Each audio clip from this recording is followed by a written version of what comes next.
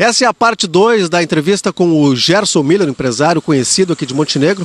Nós vamos falar agora com ele um pouquinho sobre a Agrogen, mas eu vou iniciar um pouquinho mais atrás, vou retroceder no tempo, vou voltar aos anos 80, que o Gerson Miller tem a carteira assinada desde 83 e foi na Frangosul. Gerson, como é que foi essa tua fase, aí, teu início, teu ingresso na Frangosul? Eu queria saber também desse processo, esse boom que houve na Frangosul, quando ela passou a exportar também produtos.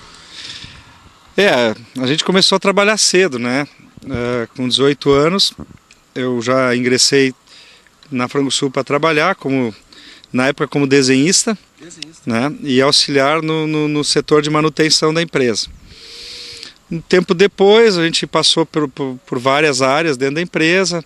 Né? Eu trabalhei em granjas, construindo granjas, mais adiante fui para a área que cuida dos criadores integrados.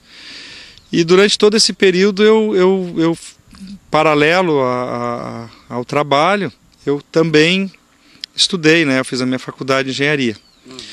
Quando eu me formei em 92, a gente tinha uma oportunidade para fazer um investimento no porto de Imbituba, e eu fui destacado, mesmo ainda mantendo algumas atividades aqui, eu fui destacado para desenvolver esse negócio, para implementar esse negócio. Nós criamos uma empresa dentro do porto de Imbituba que chamava Agil, né? Nada mais era que um armazém frigorífico com capacidade de 5.000 toneladas de congelados, que ficava a 40 metros do berço onde os navios atracavam. Então isso dava uma facilidade, uma agilidade para a Frangosul na exportação, né? Que naquela época era exportado tudo por navios com carga estivada, né? 96, ainda a Frangosul ainda não tinha sido vendida, eu fui destacado, fui transferido para trabalhar na Agrogen, né? E aí começa um pouco a minha história na Agrogen. Certo. Ainda na Frangosul, Gerson, estava me falando fora do ar aqui, na dificuldade que era para se exportar, havia algumas exigências, né, que hoje já não existem mais, né? Tanto que a Frangosul teve que entrar num pool de empresas. Como é que foi isso? E, na verdade, esse foi, a partir do momento que a Frangosul passou a exportar, esse teria sido o boom para ela ter crescido tanto assim, Gerson? Como eu te disse, assim, a Frangosul ela iniciou lá no final da década de 60, início da década de 70, e primeiro desenvolveu as atividades no mercado interno, né? E na década de 80 ela começou a exportar, juntamente com outras empresas brasileiras que entraram para esse negócio, né? E na época a Sadia já era uma empresa de destaque, ela já tinha conquistado mercados, né? E a dificuldade que se tinha para exportar é que você tinha que encher um navio de produto para mandar para os mercados, né? Então se criou um pool de empresas que a Frangosul participou, primeiramente, né? Era composto por Perdigão, Chapecó, Copave, Seara, Minuano, né? E esse pool de empresas, essas empresas exportavam, fechavam os negócios e cada uma cumpria uma cota, né, para encher o navio. No momento que as empresas já tinham volumes melhores para exportar, cada uma começou a exportar por conta própria, né, fazer os seus negócios, né? E a Frangosul teve um destaque muito importante, né? Nós exportávamos aí 7, 8 mil toneladas de frango por mês, né? A boa parte disso era embarcado em Imbituba, né? Que foi essa situação que eu te falei antes, que a empresa resolveu investir num armazém dentro do porto para melhorar a sua logística. Bem, Gerson, vamos falar agora sobre a Agrogen, né? Como é que iniciou a Agrogen? A Agrogen veio depois da tua saída da Frangosul, né? Não é bem assim, Adriano. Assim, a Agrogen ela foi fundada em 1990, né? Ela foi fundada em 1990 no intuito de produzir matrizes para a Frangosul, né? A Frangosul comprava as matrizes que precisava de aves e de suínos da Agrogen. Ela, durante de 90 até 96, tinha um grupo gestor lá dentro, e em 96 eu fui destacado para lá, né, para fazer um novo trabalho, né? Eu e o Boni, que é nosso parceiro, até nosso diretor de produção, e de 96 para cá a gente procurou desenvolver o melhor trabalho possível para trazer a Agrogen onde ela está hoje. 98, quando foi vendida a Frangosul, né, a gente continuou por um tempo atendendo ainda a Frangosul. Logo, 2 anos depois, a Frangosul decidiu produzir de novo a sua própria matriz, criou uma unidade para produzir própria, né? Mas mesmo assim a Agrogen seguiu o seu caminho. Hoje a Agrogen responde por 20% de todo o alojamento nacional de matrizes, né? É um volume muito importante. Nós estamos falando que o Brasil, ano passado, alojou 50 milhões de matrizes no território nacional, e a Agrogen alojou 10 milhões desses 50 milhões. É um volume que nos orgulha muito, né? Porque não é para qualquer um, Adriano. Vamos explicar um pouquinho para os nossos telespectadores internautas, né, como é que é essa produção de matriz, né, para quem não conhece esse mecanismo. A Agrogen ela fez uma parceria com a Cobb Vantres, que é uma empresa americana. O dono da Cobb Vantres é a Tyson Foods, né, um grande produtor mundial de frangos. E dentro dessa parceria nós adquirimos da Casa Genética, que é a Cobb, as avós, né? As avós não são aves velhas que nós compramos, não. São aves com características genéticas, né, para produzir matrizes, né? E nós compramos quatro aves diferentes, né? Elas chegam até nós em forma de pinto, né? Que é a fêmea da linha fêmea, o macho da linha fêmea, a fêmea da linha macho e o macho da linha macho. E esses animais são criados separadamente, né? E depois são cruzados para produzir as matrizes, né? E essas avós vêm da onde, já?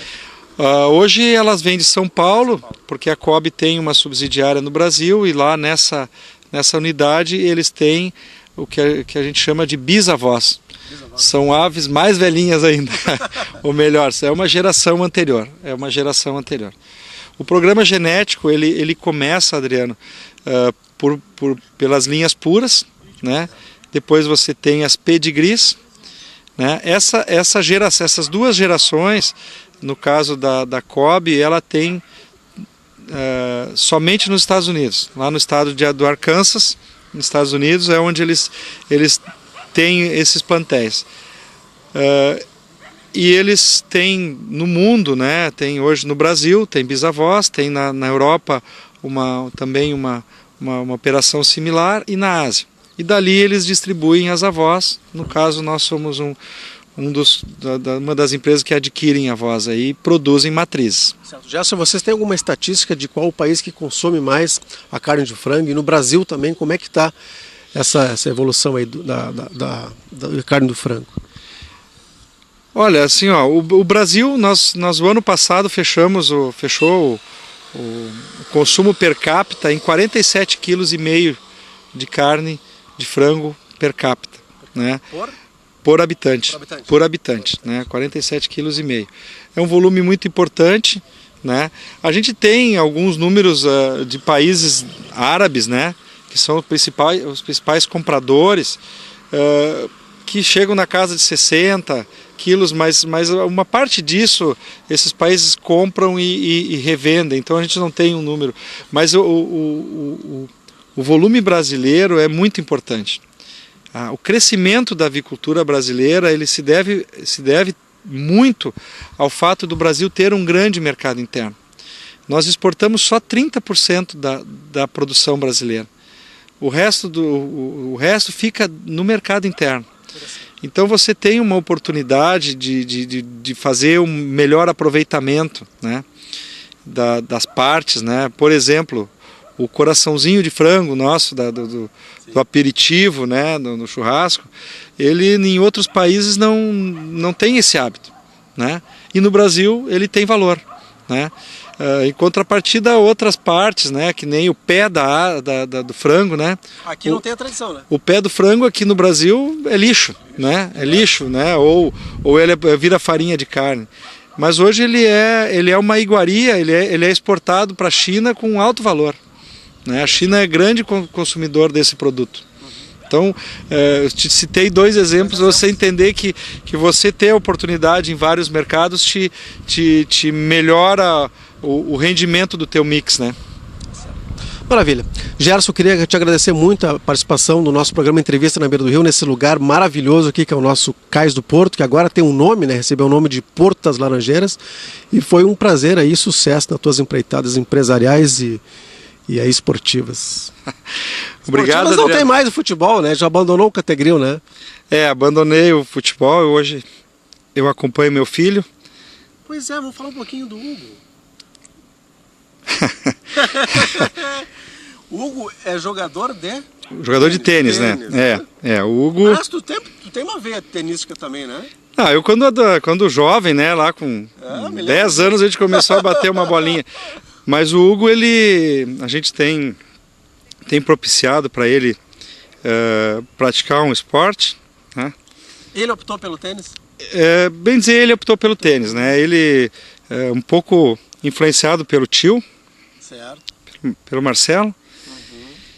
E a gente tem propiciado isso aí para ele desenvolver essa veia esportiva, né? Ele tem participado, né, de campeonatos, né? O Hugo, ele no ano passado teve um ano muito bom. Ele foi primeiro do ranking do SA, que é um circuito gaúcho, né, de tênis. E ficou entre os 20 da Federação Gaúcha, né? E esse ano ele começou o ano, já participamos de vários campeonatos. É por isso que eu abandonei o futebol. Eu tenho ido nos meus finais de semana acompanhar ele no... Papai é super cool. Então esse ano ele está recém começando, tá entre os 10 do ranking do Rio Grande do Sul. E a gente está não só investindo, né? Porque isso não é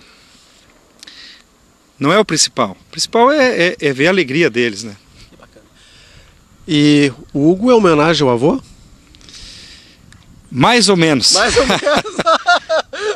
Também posso dizer, então. Na verdade foi um golpe de sorte. Golpe de sorte. Eu nunca passou pela minha cabeça uma homenagem ao avô, mas de repente um dia na praia a minha esposa disse: vamos dar o nome de Hugo. E eu rápido aceitei, né? Que interessante. Uns dias depois, um tempo depois, ela foi se dar conta que eu aceitei porque era o nome do meu avô. O Hugo Miller, que é o avô do Gerson, né, pai do Heitor, que teve uma grande participação lá na cidade de Tupandi, quando ainda fazia parte de Montenegro, né? O vô chegou a ser... Tem um mercado lá, né, Gerson? Sim, o vô tinha a casa de comércio lá. O vô chegou a ser prefeito de Montenegro por alguns meses, né? Ele foi vereador em Montenegro, teve uma passagem política, né? Assim como o pai também, né? O pai também, por um tempo, foi vereador em Montenegro, né? E também teve que assumir a prefeitura por uns dias, aí quando o Cardona teve um primeiro problema cardíaco. Trilhou os mesmos passos do Hugo, né? Que interessante, né? Os dois assumiram. Mais ou menos. Sem querer, a vida traz algumas surpresas aí. Gerson, foi um prazer conversar contigo. Tá? Obrigado, Adriano. Obrigado. Desculpa qualquer coisa. O que é isso. Amigos, conversamos hoje com essa figura fantástica aqui com o Gerson Miller. Muito obrigado pela audiência de todos e até a próxima.